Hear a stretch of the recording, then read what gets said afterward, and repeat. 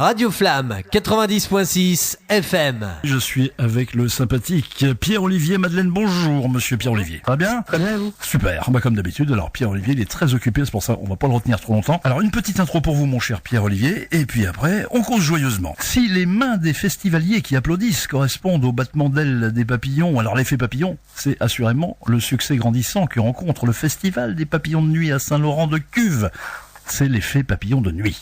Créant des tempêtes musicales chaque année plus fortes, ce Woodstock normand a néanmoins su garder une taille humaine, gage de chaleur et de convivialité. Focus aujourd'hui sur l'édition 2016.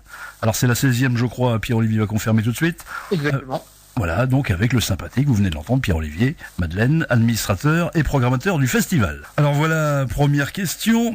Il est prouvé que scientifiquement, la lumière attire les papillons de nuit. Seriez-vous prêt à prouver que c'est le bon son qui les retient ? Certainement, je le crois en tout cas, mais pas seulement. Évidemment, il faut de la bonne musique, mais il faut aussi bien accueillir les gens qui se sentent dans un endroit sympathique, convivial, avec une bonne ambiance et un esprit festif pendant 3-4 jours. Voilà, on le sent au petit soin pour ces festivaliers, notre ami Pierre-Olivier. Alors, encore de service donc en 2016. Hein. Ben ouais. Est-ce que c'est plus dur chaque année vu l'ampleur, non ? C'est pas plus dur, c'est différent en fait. Nous, on essaie chaque année d'innover, de proposer des choses nouvelles aux gens. Voilà, des nouveaux services, des nouveaux produits, notamment avec les nouvelles technologies. Donc, c'est plutôt des choses nouvelles qui se rajoutent chaque année, qu'il faut prévoir, qu'il faut anticiper. Mais c'est pas forcément plus dur pour autant. C'est voilà, on est en mouvement permanent. Il faut toujours avancer. Mais enfin plus dur dans le sens où il y a plus de travail et il faut effectivement plus être sur la brèche quoi, je veux dire. Oui, bien sûr. On essaie au fur et à mesure de mieux se structurer, de mieux s'organiser, de mieux se professionnaliser. Mais voilà, il faut avant tout rester un événement associatif. À taille humaine, on est dans un tout petit village, donc voilà, on essaie aussi de conserver cet état d'esprit qui est vraiment unique à Papillon de Nuit. Ah oui, parce que ça fait un moment que les amateurs de bonne musique peuvent compter sur cette manifestation majeure. Alors la première édition c'est 2001 je crois. Hein. C'était en 2001, ouais, c'est la 16e cette année. 16e cette année. Alors, comme on le disait tout de suite, sacré état de service. Imaginez avec angoisse, écoutez bien, imaginez avec angoisse qu'un Dieu tout-puissant aurait le doigt suspendu juste au-dessus de la touche supprimer l'historique. Ce serait quand même dommage, hein. Ouais, ce serait vraiment dommage, puisque certaines personnes sont là depuis 15 ans, justement, ont vu naître le festival, l'ont vu grandir.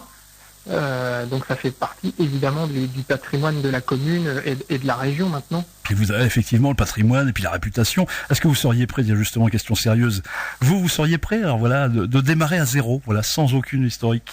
Ça serait dur. Ça serait dur, les contextes sont différents, les époques aussi. Honnêtement, il y a 15 ans, si on avait posé la question aux gens qui ont créé le festival, je ne sais pas s'ils seraient partis en sachant que 15 ans plus tard, ils accueilleraient plus de 70 000 personnes le temps d'un week-end. Mais bon, en tous les cas, c'est une formidable aventure humaine. C'est vrai que le point de départ de tout ça, c'est la musique. Et forcément. Mais c'est avant tout une histoire d'homme et l'histoire d'une association voilà, dans un tout petit village. Donc ça se passe toujours, le petit village de Saint-Laurent-de-Cuves. Voilà, 480 habitants. 480 habitants et qui monte donc, vous l'avez dit, à 70 000 alors. Voilà, ouais. À ma connaissance, c'est le plus grand événement de France dans le plus petit village, puisqu'on multiplie à peu près la population de Saint-Laurent par 150. Et je connais pas d'autres événements en France qui est dans cette proportion-là. Bon, ça va, ils sont pas trop en colère, les presque insulaires, on va dire. Non, au contraire, on a la chance justement d'entretenir de très bonnes relations avec la municipalité, avec les riverains, avec les associations locales. Et tout le monde nous donne un coup de main, tout le monde met vraiment la main à la pâte pour que chaque année ce soit une réussite. Il n'y a pas de voisins grincheux, voilà, tout le monde est d'accord, quoi. Ah, super. Ouais, non, il n'y a pas de voisins grincheux à Saint-Laurent-de-Cuves, tout le monde est vraiment à fond derrière le festival. Yes. Alors, nouveaux aménagements cette année, vous me disiez que vous vous diversifiez, donc il y a des nouvelles choses, Ouais, alors chaque année on essaie de se fixer des grands chantiers, des grands objectifs. L'année dernière c'était à la fois le tri sélectif et puis la mise en place de notre système de paiement dématérialisé avec des Donc on a complètement supprimé l'argent sur le site du festival. Ah oui, je me souviens de ça avec une. On l'a Oui, oui. remplacé, donc ça faisait longtemps qu'on était passé au système des jetons et là on l'a remplacé par des cartes à puces. Alors ça a bien marché l'année dernière, oui, ça, oui. Super, ouais, c'était vraiment une grande réussite. Et cette année on remplace les cartes par des bracelets. Ce sera encore plus pratique pour les festivaliers, puisqu'on leur posera directement le bracelet à l'entrée du festival, ce qui leur permettra de rentrer directement avec leur argent qu'ils auront éventuellement préchargé avant le festival sur le site du festival. Oui, il y aura qu'à juste passer le poignet, j'imagine, pour Voilà. avoir et puis ça sera débité. Ouais, d'accord, super. Exactement. Alors là, c'est le futur carrément, là, nom de Zeus. Voilà. Papillon Nuit, c'est vraiment un festival qui est très fort justement sur les nouvelles technologies, qui est très actif sur le web et qui veut vraiment proposer des nouveaux services interactifs aux festivaliers. Là, vous allez faire des jaloux parmi les autres festivals, on va pour les citer. Bah, des jaloux, je sais pas, mais en tout cas des émules, puisque Des émules. depuis l'année dernière, nous, on a été vraiment le premier grand festival à se lancer là-dedans, et tous les autres nous ont suivis. Hein. Il y a eu les Vieilles Charrues après nous, et le Rock en Seine, il y en a eu plein. Et en 2016, on voit que vraiment tous les grands festivals de France vont y passer. Ah, ils vous suivent alors, d'accord. Oui, ils se calquent, ils s'alignent. Étymologiquement, la petite main est l'ouvrière d'exécution. C'est aussi le bénévole. Et vous, en bénévole, vous préférez quoi? Plus des petites mains ou des gros bras? Il faut tout pour faire un monde, un peu des deux. Nous, c'est vrai qu'on a la chance d'avoir 1300 bénévoles qui nous rejoignent le temps du festival et même un petit peu 1300. 1300, ouais, c'est 3 fois la population de Saint-Laurent-de-Cuves. Et encore une fois, c'est un chiffre qui est assez impressionnant. Mais sans eux, on pourrait pas faire le festival. Hein. C'est vraiment le socle de l'association. C'est sur eux que repose la réussite du festival, justement, puisqu'ils sont là pour accueillir les festivaliers, pour les servir, voilà, pour gérer la circulation, les parkings, les différents stands. Et ils sont là uniquement les 3 jours, non? Ou alors, non, ils sont là un petit peu avant quand même ou... Alors, le gros contingent, on va dire, est là pendant le week-end du festival, mais on en a aussi avant et après qui nous aident au montage et au démontage. Voilà, on va commencer, nous, là, à la fin du mois, on va commencer le montage du site. Ça va se poursuivre à peu près 2 semaines après le festival et au fur et à mesure on va se rapprocher de l'événement, on sera de plus en plus nombreux à travailler chaque jour. Moi, j'imagine, oui. Voilà, donc on va commencer à une petite dizaine, une petite vingtaine et puis on va être avec une armée de plus d'un millier de personnes dans les tout derniers jours. Ça, c'est impressionnant, oui. Donc, j'imagine que vous cherchez toujours de fait des bénévoles. Alors pour cette année, les inscriptions sont closes. Malheureusement, on a déjà reçu toutes les inscriptions, tous les postes sont complets. D'accord. Mais chaque année, on accueille évidemment, oui, de nouveaux bénévoles. Les volontés, voilà, tout le monde dit oui tout de suite, quoi. Voilà, vous avez vraiment beaucoup d'offres, d'aide, non? Oui, en général, c'est assez simple hein, pour devenir bénévole au festival. Soit on est parrainé par quelqu'un qui est déjà bénévole, soit on peut être candidat libre en envoyant tout simplement un email au festival en disant, bah voilà, je voudrais être bénévole, comment ça se passe? Et si nous on a besoin, s'il reste de la place, évidemment, on accueille ces personnes-là. D'accord, bah c'est génial ça. Oui, puis ils peuvent aussi vous contacter par le site, etc. quoi. Oui, bien sûr, ouais, les moyens sont multiples pour nous contacter. Combien de festivaliers cette année alors? Vous tablez sur combien? On attend entre 20 et 25 000 personnes par jour. 20 et 25 000 personnes par jour. Donc voilà, vous allez augmenter par rapport à l'année dernière ou ça va rester pareil? Non, là on va dire que depuis 2 ans, le festival a trouvé sa vitesse de croisière aux alentours de 70 000 personnes sur 3 jours. Ce qui est déjà pas mal. Encore une fois, on est vraiment dans un tout petit village, hein, donc... Il y a du monde dans la cuve là. Il y en a sur les bords de la cuve, j'imagine. un petit peu, ouais. Alors on va parler évidemment maintenant du présent des têtes d'affiche de cette année. Et donc on est parti pour 3 jours de fiesta non-stop, à partir du 20 mai je crois. Hein. Voilà, du 20 au 22. 20 au 22, 20, 21, 22. Donc il y a, je sais pas si vous connaissez, mais il y a un film avec Robert Redford qui s'appelle Les 3 jours du Condor. Là ce serait plutôt Les 3 jours du Condor pas. Hein. Ouais, et puis on n'aura pas fait de Noé non plus, mais on aura un Doshi, Michel Polnareff, Louise Attaque, enfin plein de belles têtes d'affiche, des révélations comme chaque année, des découvertes, des groupes de la région. Enfin, Papillon Nuit, c'est vraiment un melting pot musical, il y en a pour... Ah, c'est ce que j'allais vous dire, oui, vraiment des grosses têtes d'affiche cette année en plus, hein, oui. Notamment Indochine et Polnareff.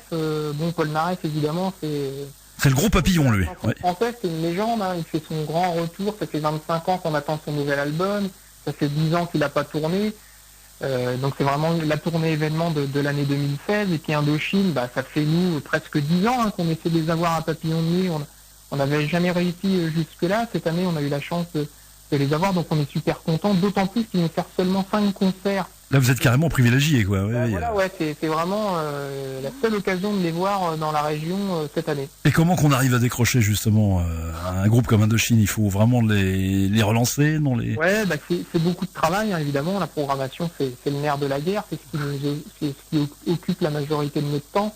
C'est de longs mois, voire de longues années de négociations avec leurs producteurs. C'est revenir à la charge chaque année, renvoyer des petits dossiers, des photos, des vidéos pour que le groupe apprenne à connaître le festival, sache un petit peu comment il est organisé. On sent que c'est votre coup de cœur personnellement dans Indochine, non? Oui. Ah oui, bien sûr, c'est vraiment le groupe emblématique qui était attendu depuis 10 ans par tout le monde à Saint-Laurent, hein, que ce soit les bénévoles, les festivaliers, les partenaires. C'est le groupe que tout le monde a attendu, donc voilà, on a la chance de les accueillir cette année, on est super contents. C'est vrai qu'Indochine, moi je me rappelle, j'ai vu leur avènement, peut-être vous aussi, c'était en 80, souvenez-vous, avec ce fameux titre L'Aventurier, le premier album, là, 55 jours de Pékin. Là. Et franchement, au départ, c'était pas donné gagnant, et puis là, ils sont toujours là, c'est quand même incroyable, quoi. Hein. Ouais, et puis des groupes de rock de ce niveau-là en France, il n'y en a pas tellement. Hein. Enfin, à ma connaissance, un groupe de rock français qui arrive à remplir le Stade de France, il n'y en a pas d'autres. C'est vraiment un groupe, c'est une icône du rock en France, quoi. Alors, 2 grosses têtes d'affiche, donc Polnareff et Indochine, mais vous avez aussi Louise Attaque aussi, je crois qu'il vient. Qui fait son grand retour 10 ans après, hein. Ils étaient venus en 2006, la bande de Gaëtan Roussel, pour l'un de leurs derniers concerts à l'époque. Et 10 ans après, ils font leur retour à Papillon de Nuit. Alors, pour la petite anecdote, Gaëtan Roussel, c'est l'artiste qui est venu le plus souvent à Papillon de Nuit, puisque ça sera sa 4e fois cette année. On sent qu'il est sympa, ce type-là. Il attaque, une fois avec Tarmac, une fois en son nom propre, il y a 2 ans. Ah oui, quand il avait sorti son petit album qui était vachement sympa. Oui. Voilà, ouais. Il est sympa comme type, lui, ça se sent. Il est super sympa, puis c'est un super compositeur, un super mélodiste, pas seulement pour lui, mais aussi pour les autres. Ah oui, il arrête pas. Et puis les mélodies sont toujours excellentes. Franchement, c'est toujours c'est le top, quoi. Ouais, voilà, ouais. Donc voilà, ça fait 3 belles têtes d'affiche. Et puis à côté de ça, on a aussi des belles révélations. On a Nekfeu, qui est un peu la révélation rap de l'année, pour un public peut-être un peu plus jeune. On a un groupe comme Minuit, qui sont en fait les enfants des Rita Mitsuko. Ah oui. LEJ, ce trio de jeunes filles qui se sont fait connaître par un petit peu un buzz internet l'été dernier et qui cartonnent. Ah, DJ, oui, c'est excellent ça. Voilà, on aura Jeanne Adette qui a été remarquée aux Victoires de la musique, Rover, ce Chatterton. Vous avez Synapson aussi, c'est assez sympa ça, Synapson, ouais. Dans un registre plus électro, on a les Innocents aussi qui font leur grand retour. Les Innocents, toute ma jeunesse. Voilà, donc c'est à la fois une édition qui mêle un petit peu les grands retours, les grands comebacks avec plein de belles révélations, des découvertes, de l'électro, pop, rock, enfin il y en a vraiment, encore une fois, il y en a pour tous les goûts. C'est vrai que c'est une belle brochette, c'est vraiment ce que j'allais vous dire, c'est vraiment très éclectique, c'est vraiment partagé, il y en a pour tout le monde, quoi. Hein. Complètement, c'est aussi ça le but d'un festival, c'est de venir peut-être pour une tête d'affiche, mais de repartir aussi en ayant découvert des artistes qu'on connaissait pas forcément. Et tout ça, évidemment, sur les 3 scènes non-stop, quoi. Voilà, c'est-à-dire qu'à Papillon de Nuit, on a 3 scènes, donc les 2 grandes qui sont côte à côte et qui jouent en alternance, la 3e qui est un peu à l'écart et qui joue en simultané, ce qui fait qu'il y a toujours un concert à Papillon de Nuit, il y a toujours de la musique. On ne s'ennuie pas, voilà. Voilà, donc éventuellement, si un concert d'une tête d'affiche sur une grande scène ne vous intéresse pas, vous avez la possibilité d'aller sur la 3e scène et de regarder un groupe un peu moins connu. Parce que voilà, j'imagine, donc alors, dans l'idéal, il fait très beau, tout le monde se balade dans l'herbe avec une petite bière évidemment à consommer avec modération, et puis voilà, on flâne, on est bien, hein. Voilà, et puis il fait toujours beau en plus à Papillon de Nuit, il y a un microclimat à Saint-Laurent-de-Cuve. Il y a un microclimat en plus, d'accord. Exactement, donc il y a toujours une ambiance très festive. Ah, il y a le climat du micro, c'est bien ça, oui, je connais. Alors sur l'ensemble des éditions, allez, une petite question piège. Quel est le plus beau papillon épinglé à votre collection? C'est difficile à dire. Je pense quand même que c'est Indochine. C'est Indochine, hein. On sent que vous êtes fiers là quand même. Ils étaient jamais venus au Papillon de Nuit, hein, vous dites. Hein, oui, c'est ça. Non, c'est la première fois. On va dire que c'est un presque aboutissement pour nous. Vous l'avez pas encore rencontré physiquement, Nicolas Sirkis, non? Ou vous le verrez donc le jour même, quoi. On espère, ouais. Non, c'est quelqu'un qui est assez emblématique. Hein. C'est vraiment lui qui mène le groupe. Hein. C'est son groupe, ça fait 35 ans qu'il est dedans. Il reste seul dans le groupe, puisqu'on rappelle que son frère, je crois que Stéphane, est malheureusement décédé. Voilà, ouais. Il y avait les Dimitri aussi, le gars qui jouait de la batterie, là, je crois que c'était le batteur, Dimitri, et puis il y avait Dominique aussi qui jouait de la guitare. Ça, c'était vraiment le premier groupe, mais je crois qu'il y en a eu beaucoup en fait. Oui, beaucoup de formules au fil du temps. Mais on sent très bien que Nicolas Sirkis reste le boss incontesté. Bon bah c'est super, les lumières qui attirent sont là, hein. Vous avez tout ce qu'il faut, il y a les appâts. Voilà. Reste plus qu'à attirer le joyeux noctambule. Donc vous avez déjà beaucoup de réservations, j'imagine, non? Oui. Ouais, ça fait déjà presque un mois qu'il n'y a plus de passe 3 jours, malheureusement, mais il reste des billets à la journée, donc profitez-en, mais dépêchez-vous de les acheter parce que ça part bien. Voilà, le plus simple pour acheter son billet, c'est d'aller directement sur le site du festival, papillondenuit.com. Voilà. C'est le moyen le plus rapide. Votre site est admirablement administré. Bon, c'est vrai que c'est très convivial comme site. Donc voilà, donc votre site tout simplement pour vous joindre. Et ben voilà, on a fait le tour, mon cher Pierre-Olivier. Alors, une petite conclusion quand même de 3 lignes. C'est parti, l'échéance approche. Et lorsque vous vous retrouverez au pied du mur, les 20, 21 et 22 mai 2016, faites donc le mur, passez-le. Mieux, passez le mur du son pour vous retrouver le son à l'oreille au pied de la scène des Papillons de Nuit. Mon cher Pierre-Olivier, ce fut un plaisir comme d'habitude. Merci à vous. Le plaisir était pour moi, et puis venez nombreux à Saint-Laurent-de-Cuve, on sera très heureux de vous y accueillir. Venez nombreux, donc il y a encore des passes à la journée, il vient de vous le dire. Oui, il y en a encore, j'imagine, beaucoup, hein. Oui. Il y en a encore un petit peu, ouais. Un petit peu, allez. Puis même si ça fait un peu plus, on le met quand même. Voilà.